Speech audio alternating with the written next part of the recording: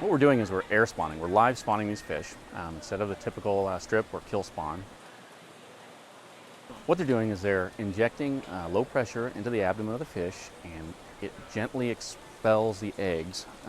Instead of killing the fish, you're filling the body cavity with air, and that essentially forces the eggs out.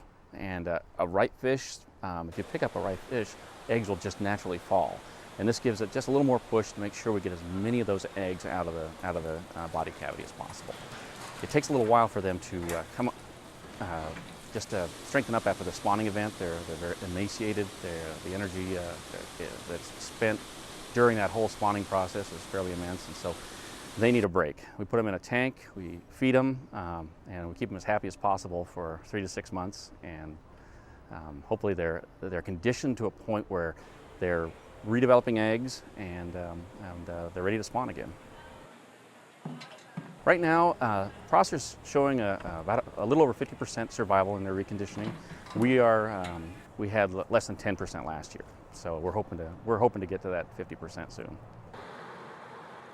We're trying to get as many fish to respawn.